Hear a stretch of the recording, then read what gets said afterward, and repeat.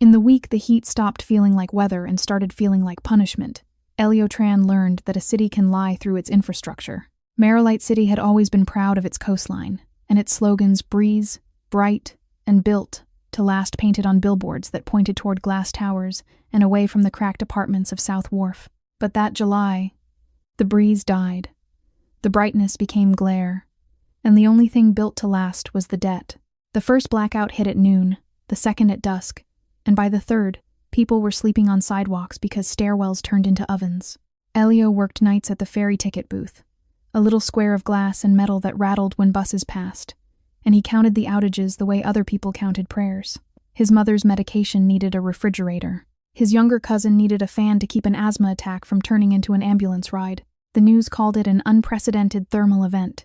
Elio called it what it was, the city choosing who got to be comfortable and who got to be cooked. He found a weathered pocket radio on the counter of the closed kiosk beside Gate C, as if someone had left it for him between the gum and the expired travel brochures. It was small enough to fit in his palm, heavy enough to feel intentional, and old in a way that didn't match the modern terminal. The plastic casing was scuffed, the speaker grill dented, and on the back, under a layer of grime, he saw a tiny copper coil etched with a spiral. Someone had taped a single sentence to it with yellowing clear tape. Turn to 7 when the city goes quiet. There was no name, no explanation, no phone number. He should have handed it to Lost and Found. Instead, he slipped it into his pocket like a stolen match, and kept working, because on a night shift, you learn to accept strangeness the way you accept humidity. It sticks, whether you consent or not. When the terminal lights flickered out at 2:11 a.m., the ocean outside the glass wall became a black mirror. People groaned, phone screens bloomed like fireflies, and the intercom died mid-syllable. Elio's booth went dark, his computer rebooting into nothing. In the sudden hush, he remembered the taped instruction. He took the radio out, thumbed the cracked dial, and clicked it to the 7th preset.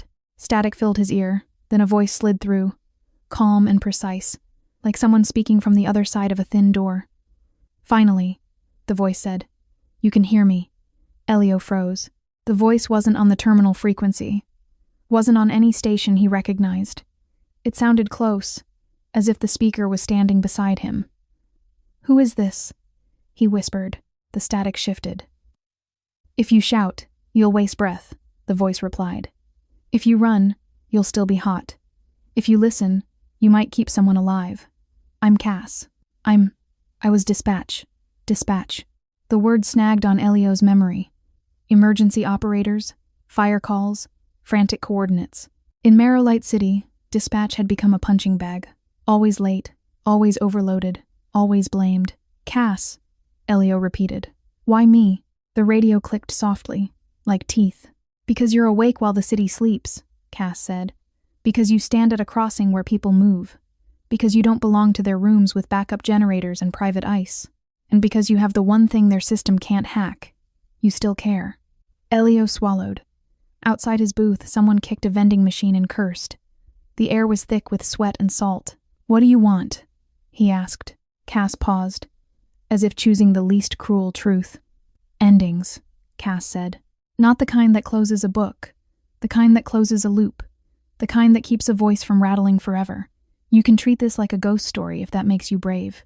But it's just logistics, Elio. Deliver what never arrived. Then we can talk about why the power keeps failing on this side of town, and not the other." The next night, Cass taught him how to hear the city the way she once heard it from a headset. Not as noise, but as cues. "Under the static, there's a pitch," she said. "That pitch is someone stuck on a sentence." She didn't send him to the same stairwell over and over. She sent him along routes that felt like dispatch logic. Start where the foot traffic is, peel into side streets, then climb higher than comfort. Channel 1 led him to Mr. Sue, a retired bus driver in a third-floor walk-up above a shuttered laundromat. Elio carried a torn route timetable he'd found taped behind a terminal bench. "Mr." Sue stared at it as if it were a photograph of his younger hands. "I kept telling my daughter I'd take her on my last loop," he said, voice paper thin. "Then I retired. Then I got proud. Then I got tired." Cass murmured. "Make the ending verbal, not physical."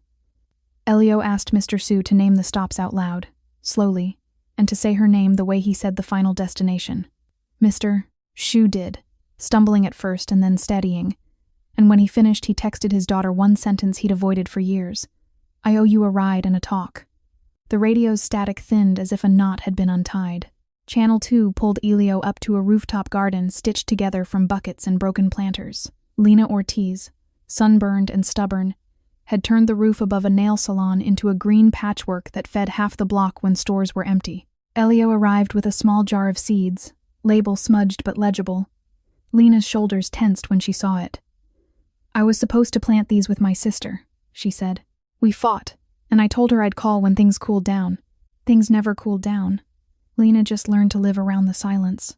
Cass told Elio, "Give her a valve." Elio asked Lena what she wanted her sister to know if the heat took the power again, and there was no time.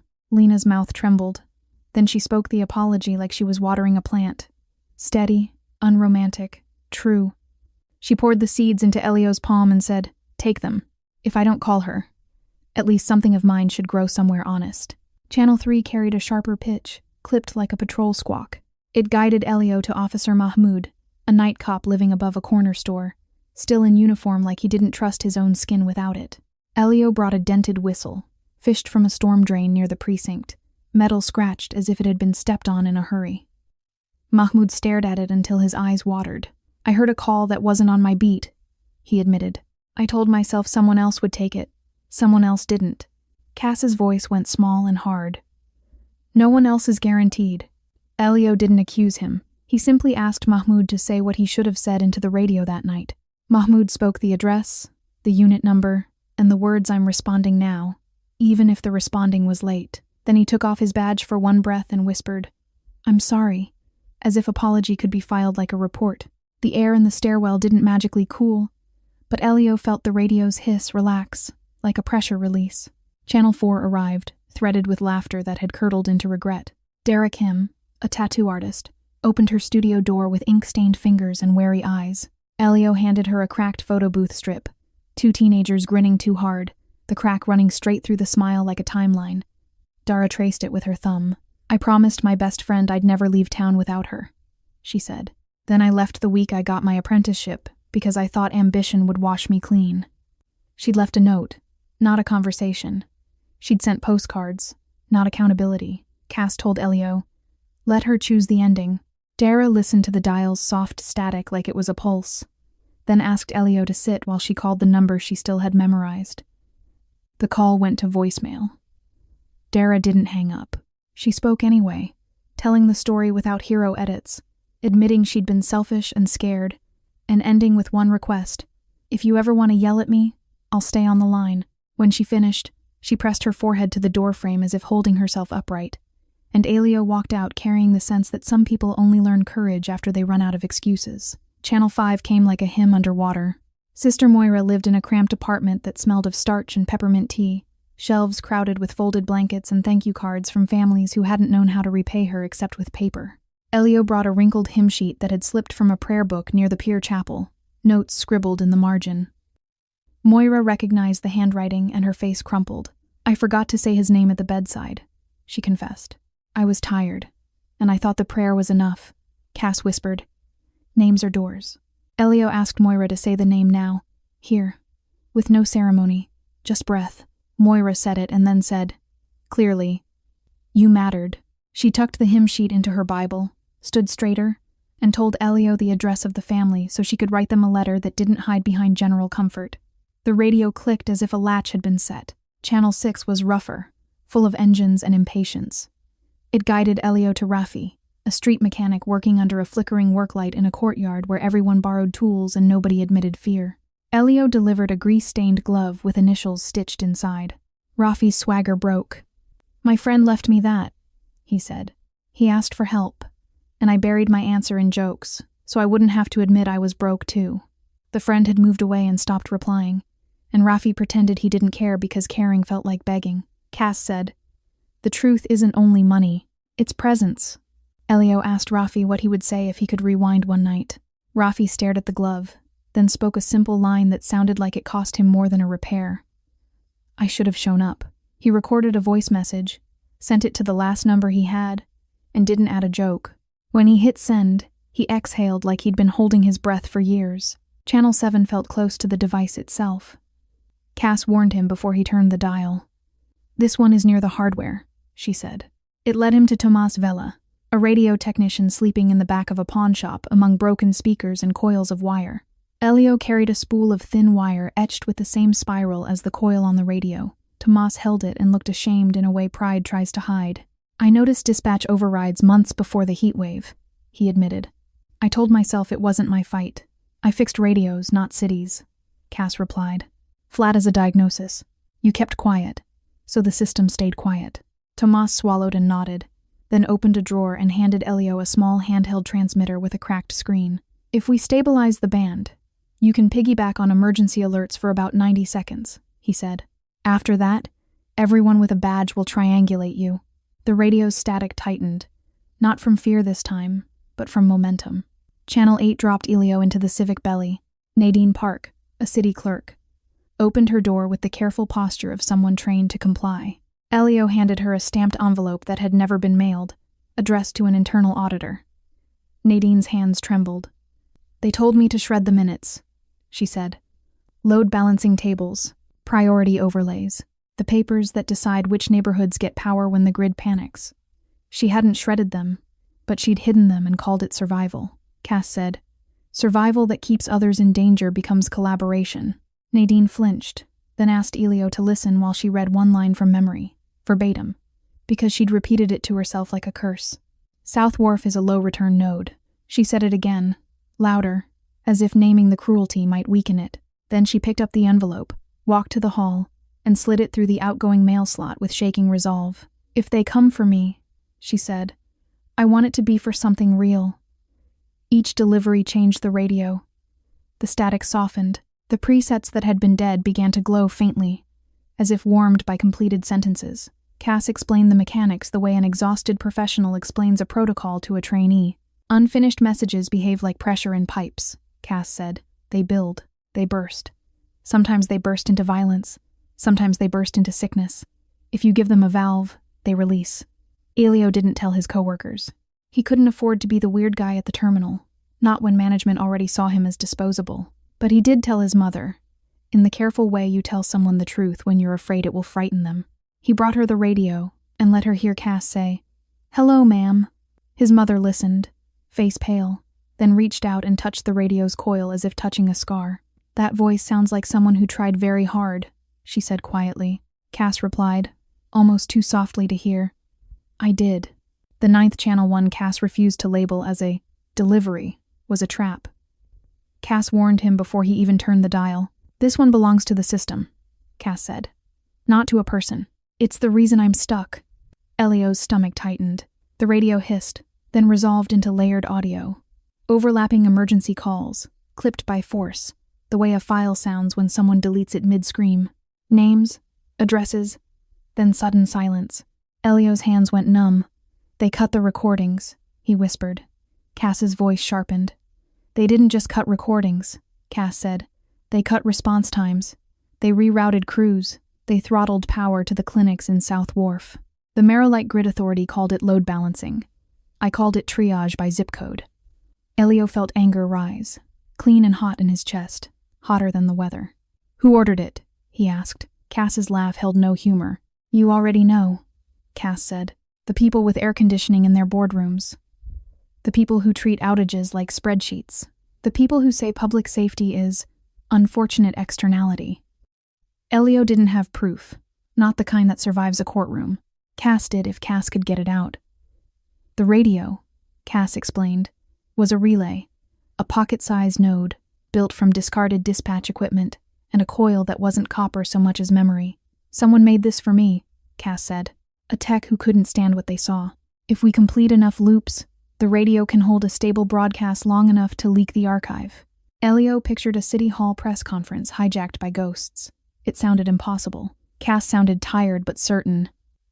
"You work logistics," Cass reminded him. "You know the difference between hard and impossible. Hard is just a route with obstacles. Impossible is a story someone tells you so you won't try." Elio swallowed, then nodded as if Cass could see him. "Okay," he said. "Tell me the route." "The route began with people, because systems are made of people pretending they're not.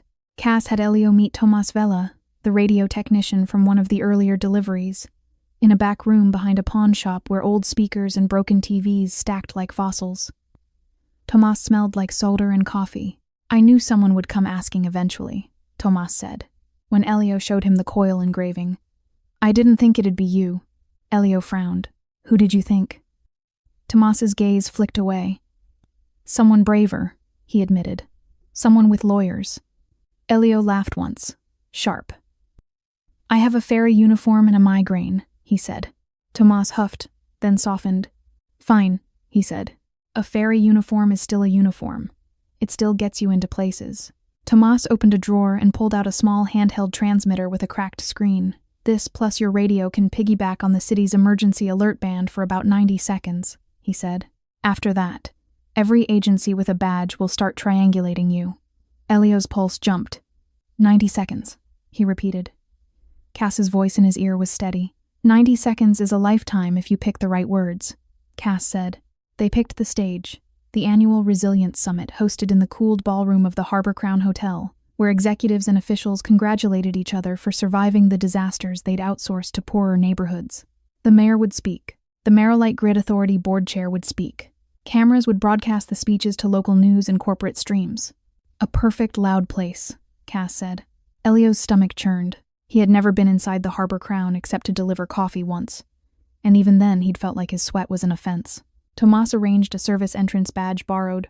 Risky. Mira, a nurse from the clinic in South Wharf who'd lost 2 patients during the last blackout, agreed to be Elio's eyes in the lobby. If you're going to do something stupid, she said over the phone, voice tired, do it where they can't pretend it didn't happen. Elio didn't correct her. Stupid and necessary often wore the same jacket. The night before the summit, Cass grew quieter. Elio lay on his mattress with the radio on his chest, listening to the soft pulse of static like a heartbeat. Cass, he whispered. What happened to you? The radio crackled. For a long moment there was only the sound of distant waves. Then Cass spoke. Careful. I stayed on shift when the heat wave hit, Cass said. Calls poured in like water through a broken dam. We were understaffed. Our system lagged. And then the directive came down. Prioritize downtown. Prioritize critical assets. Delay non-critical zones. Elio's hands clenched. That's us, he whispered. South Wharf. Cass's voice tightened. I argued, Cass said. I kept rerouting anyway. I sent crews where the need was loudest. Then they locked me out. They said I was compromised by emotion. The building's backup generator failed during the next outage. The dispatch floor filled with smoke. I stayed on the line until my lungs. Cass's voice broke, then recovered into something harder. I didn't get to say goodbye to anyone, so I learned how to haunt a frequency instead. Elio's eyes burned. We'll say it, he promised. We'll say it for you, loud. Cass's static softened, almost like gratitude. Then move fast tomorrow, Cass said. And don't be heroic, be precise. At the Harbor Crown, cold air hit Elio like a slap. His skin prickled, not from relief but from the sense of trespassing. He wore a borrowed staff jacket and carried a rolling case that looked like audio equipment. Inside was the transmitter, cables, and the radio wrapped in cloth. Tomas had taught him how to plug into a maintenance port behind the stage. Mira texted, Security heavy. Keep head down. Elio walked with the steady pace of someone who belonged, because hesitation is what gets you noticed. Backstage smelled like floral arrangements and expensive hairspray. He found the maintenance panel where Tomas said it would be and knelt as if adjusting cables. His fingers shook. Cass's voice, low in the radio, became a metronome. Now, Cass said, on my count. 3, 2, 1. When the mayor began the speech about shared sacrifice, Cass's archive surged through the emergency band. The ballroom screens flickered. The live feed stuttered, then cut to audio waveforms and text timestamps, clean and brutal. Call received. 14 hours, 3 minutes, and 11 seconds. Patient not breathing. South Wharf Clinic dispatch override delay. Then another. Elderly fall no apartment 9C deprioritize. Then Cass's own voice, recorded, pleading with a supervisor. They're going to die if we wait. The supervisor's reply. We can't afford downtown headlines. A hush swept the ballroom as if the air conditioning had suddenly been shut off. People turned, confused, angry. Cameras kept rolling because the system didn't know how to stop itself. Cass spoke live over the broadcast, voice steadier than any human in that room deserved. "My name is Cass Arden," Cass said. "I was dispatch. I died on shift during a blackout that was labeled unavoidable. It was avoidable. You chose who got power. You chose who got ambulances. You chose who got to live. 90 seconds is short when you're waiting for water to boil, and long when you're watching a lie crack." Elio's hands moved on their own, yanking cables, unplugging, stuffing equipment into the case. Mira's text arrived. "They're panicking. Exit now."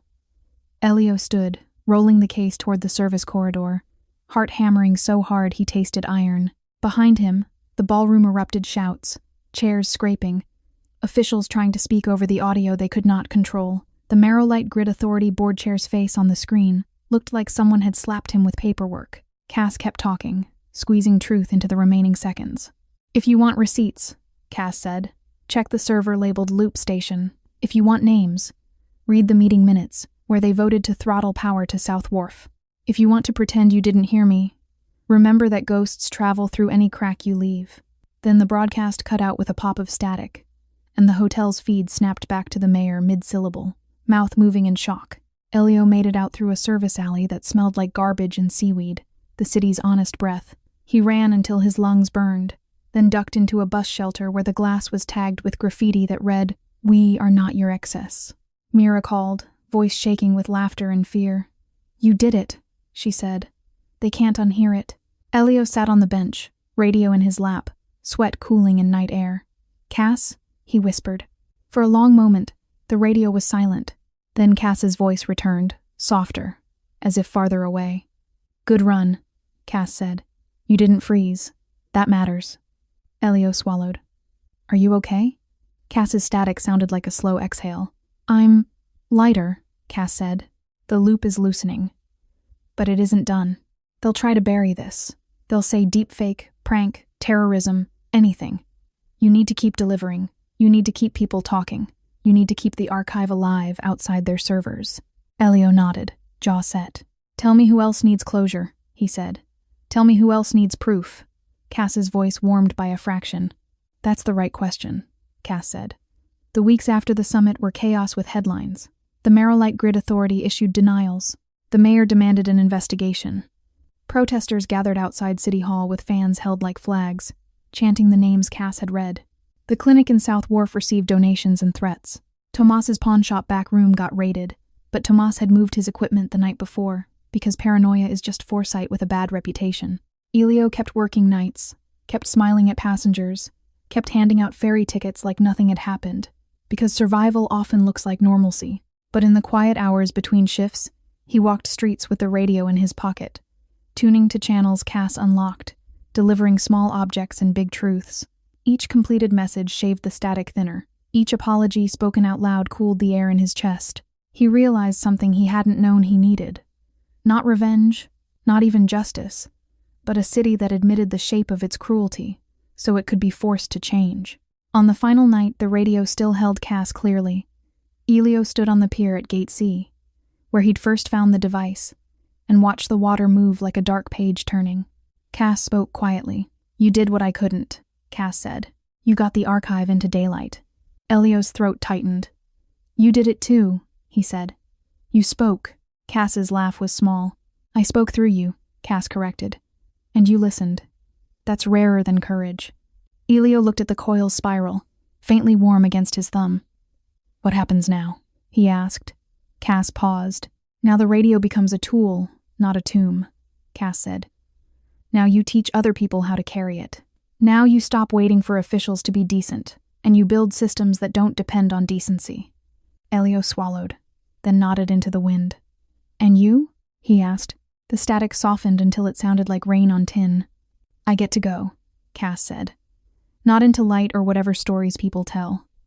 Just out of the loop, out of the stuck place. That's enough." Elio's eyes burned. "Say goodbye," he whispered. Cass's voice was steady. "Goodbye, Eliotran," Cass said. "Keep your roots honest." Then the 7th channel clicked into pure ocean static, and for the first time in months, the silence didn't feel like abandonment. It felt like a door finally closed without trapping anyone's fingers. Daylight did not make Elio famous in the heroic way people imagine. It made him visible in the dangerous way. 2 nights after the broadcast, a man in a crisp suit waited by the terminal restroom with a smile that didn't reach his eyes. "Mr. Tran," he said, as if they'd met. "We represent a client concerned about recent misinformation." The man slid a card forward. A law firm with a Skyline logo. Elio felt the radio in his pocket grow heavier. "I don't know what you mean," he said. The man's smile sharpened. "You will," he replied. "It's amazing what can happen to a person's work record when mistakes are discovered." Elio kept his face blank, but his stomach tightened into a knot. He'd lived long enough to recognize the shape of a threat even when it was wrapped in polite language. That same week, his sister May called from her college dorm, voice thin with worry. "A guy came to the financial aid office asking about you," she said. "He said he needed to verify your employment for my scholarship renewal." May's scholarship was the fragile bridge that kept her out of debt. Elio's hands went cold. "Did they talk to you?" he asked. "No," May said quickly. "I left." "But, near Elio, what's happening?" He swallowed the urge to tell her to stay ignorant. Ignorance was what the powerful relied on. "Listen," Elio said, forcing calm. "If anyone asks about me, you say you don't know. You don't sign anything. You call me immediately, okay?" May was silent. Then she whispered, "Are we in danger?" Elio glanced at the dark water beyond the terminal glass. "We're in a city," he said. "That's always a kind of danger. But we're not alone." He hoped it was true. Cass reacted to May's call with a sound like static snapping. "They're pressuring the edges," Cass said. "That means the core is scared." Elio sat in the break room, pretending to scroll his phone while coworkers laughed at a video.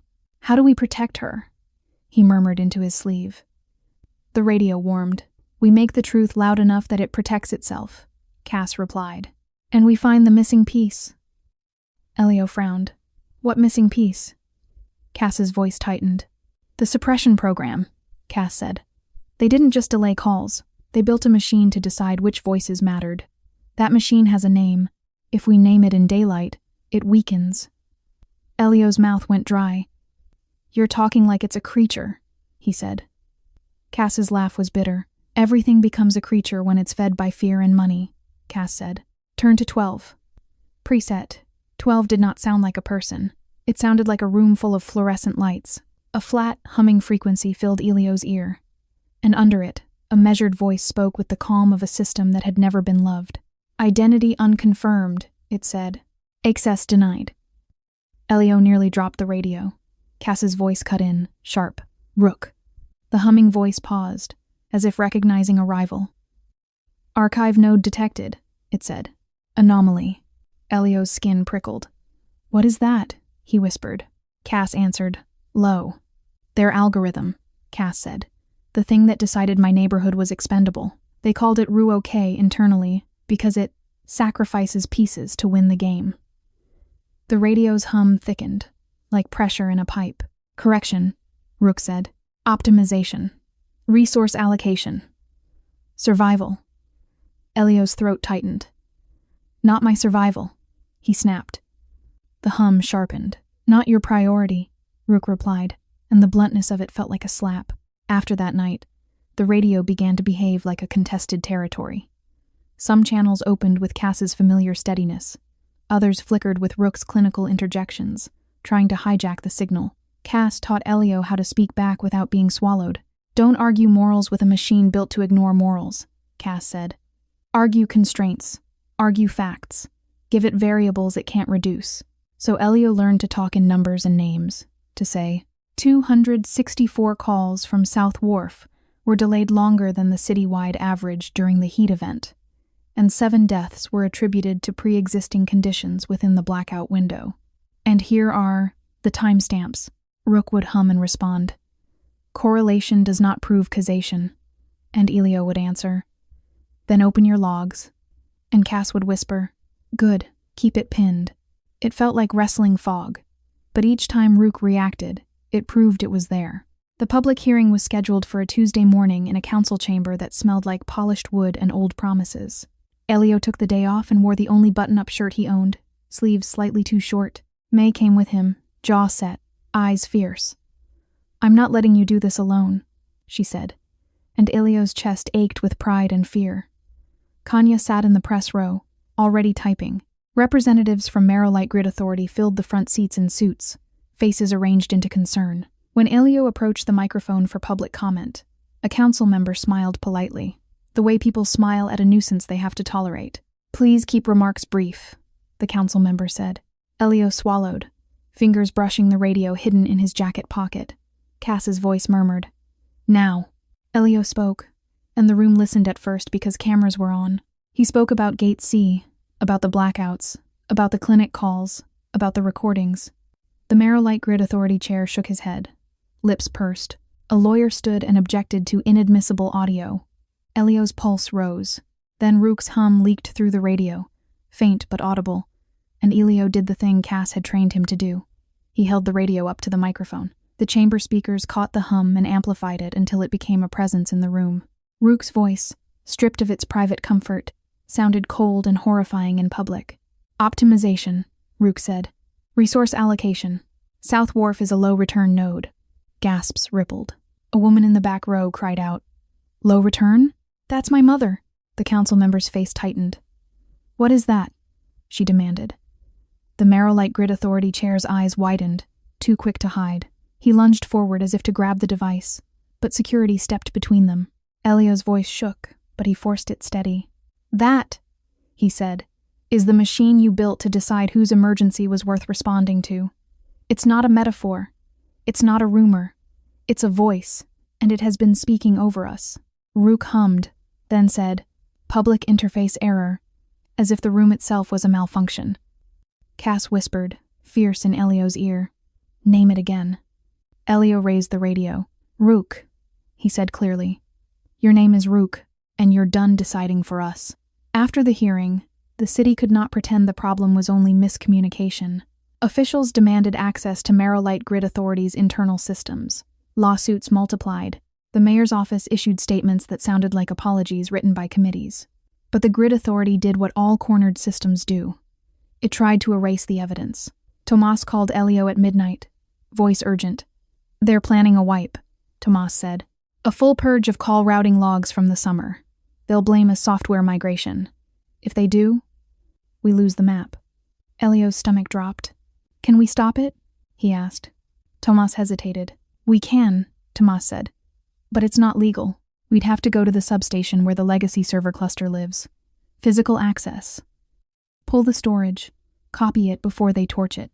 Elio stared out his window at the city's dark patchwork of power. Breaking into a substation sounded like the kind of thing that gets you arrested, or worse. Cass's voice, quiet and hard, said, "If they erase the map, they erase the dead twice."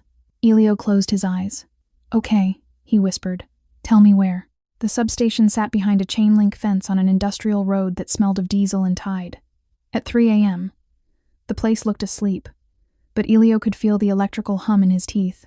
Tomas arrived in a battered van loaded with tools. Mira came too, hair tucked under a cap, hands steady despite fear.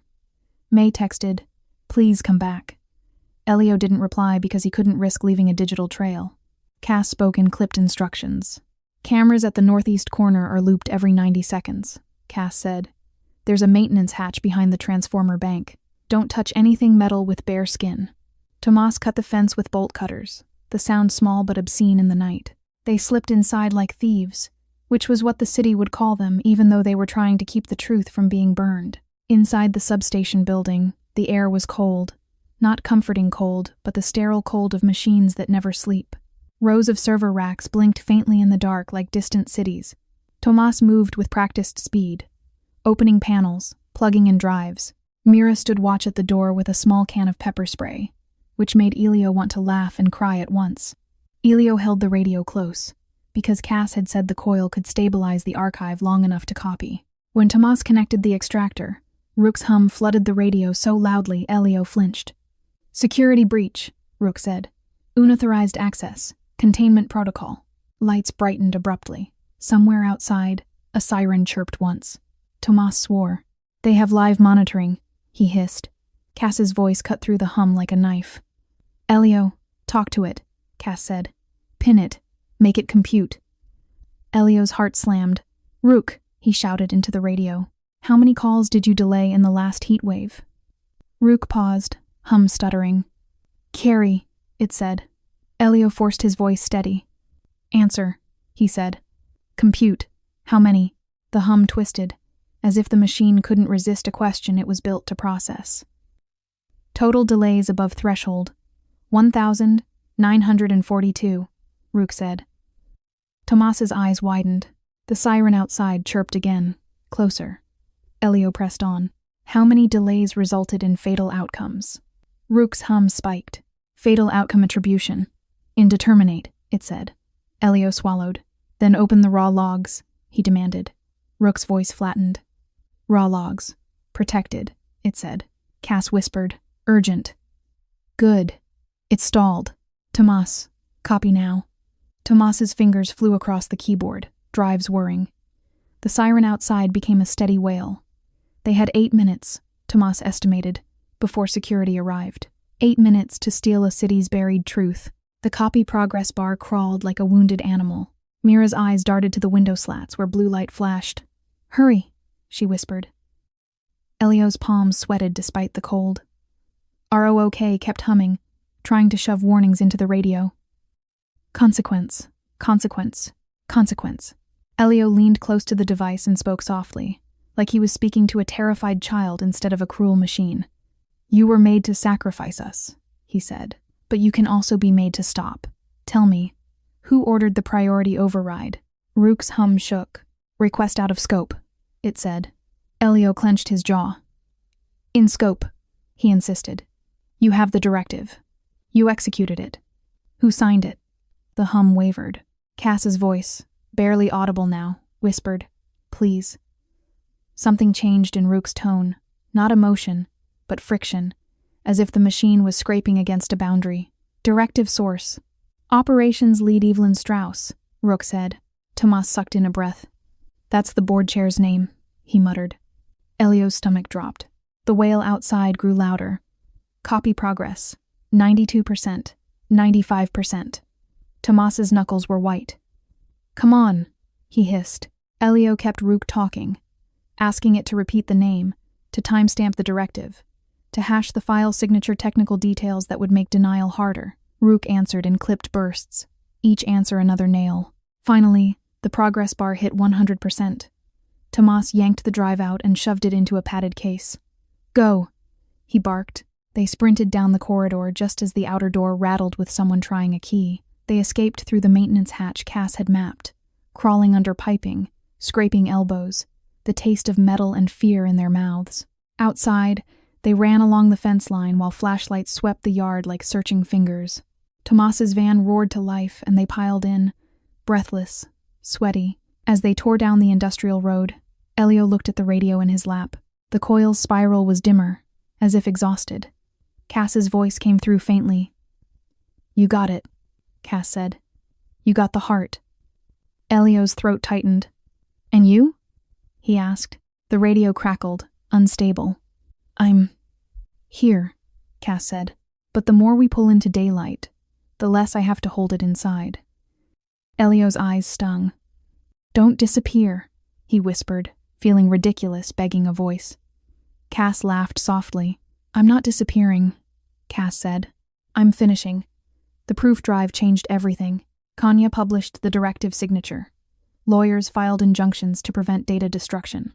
The council chamber held an emergency session where officials pretended to be shocked. Evelyn Strauss resigned in a statement that called her actions misinterpreted efficiency.